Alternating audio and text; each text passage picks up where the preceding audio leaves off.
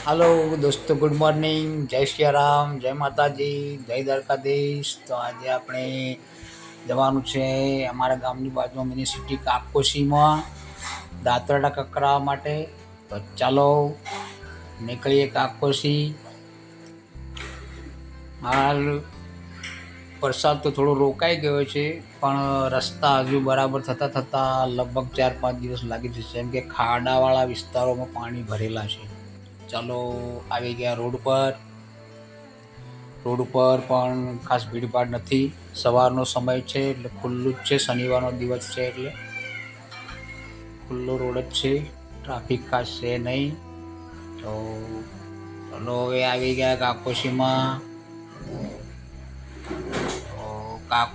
આવી ગયા. 100 મિલની બાજુમાં કાકા છે, દાંતરડા અને ધાર કાઢે છે જે કકરવાના હોય એ. ચાલો આપણે કાકાના પાસે જઈએ. તો આ ખુરશીમાં બેઠા કાકા, એમને દાંતરડા આપ્યા, તપાસ્યા કે ભાઈ દાંતરડા તમારા આવી રહ્યા છે, મતલબ પતી ગયા છે, તમને કાકર તો કાઢી આપું. બધું દાદા તમે ગણી લો કેટલા છે થેલીમાંથી. એમને ગણ્યા 7 છે ભાઈ. હા જો ગણી રહ્યા કાકા. તો મને કે હાલે તો મશીન એક બંધ છે, બગડ્યું છે એટલે, અને એક બહાર ગયું છે, તો કે કાલે આવજો. સારું કીધું. જુઓ કાકાના બાજુમાં ખુલ્લી જગ્યામાં કૂકડા પણ રાખે છે. કૂકડા કેવા ચારા ચરી રહ્યા છે, એટલે સુંદર જગ્યામાં લીલો ઘાસચારો ચાલતો સુંદર લાગે છે. ત્યાંથી પછી સીધો મેડિકલે ગયો. તાવ દુખાવાની ગોળીઓ લીધી. ગોળીઓ લઈને પછી ત્યાંથી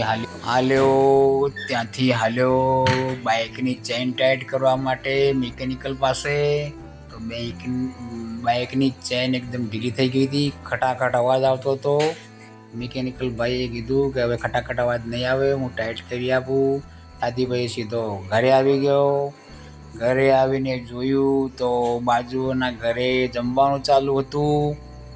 અમારે આજ મોડું જ થશે એવું લાગ્યું, કેમ કે હજી ભાઉબેન અમારા જો ભીંડા સમારવા માટે બેઠા છે. આપ જોઈ શકો છો મિત્રો, તો આખો ભીંડા કાપી રહ્યા છે. એમના મમ્મી લસણ ફોલી રહ્યા છે. મેં કીધું ભાઈ જલ્દી ફટાફટ કરો, ભૂખ લાગી ગઈ છે, ફટાફટ જમવાનું બનાવો. તો ભાઉબેન પાછા કંકોડાનું શાક સાંભળ્યું બાજુમાં, તો કંકોડાનું શાક ખાવા માટે જતા રહ્યા બાજુના ઘરે. જુઓ આ જોઈ શકો છો મિત્રો, કંકોડાનું શાક એમને ખૂબ વાલું લાગે છે. તો જમવાનું હવે તૈયાર થઈ ગઈ છે. તો બાએ પૂરી આપી હતી, જૂનાગઢ ટિફિન લઈને ગઈ વખતે, તો પૂરી પણ લાવ્યો. પૂરી, ભીંડાનું શાક, રોટલી, છાશ. ચલો મિત્રો, તો હવે ફરી મળીશું નવા વિડીયોમાં. ત્યાં સુધી બધાને જય શ્રી રામ, જય માતાજી. તમને આ વિડીયો ગમે તો લાઈક, કોમેન્ટ ને સબસ્ક્રાઈબ જરૂરથી કરજો. Bye bye.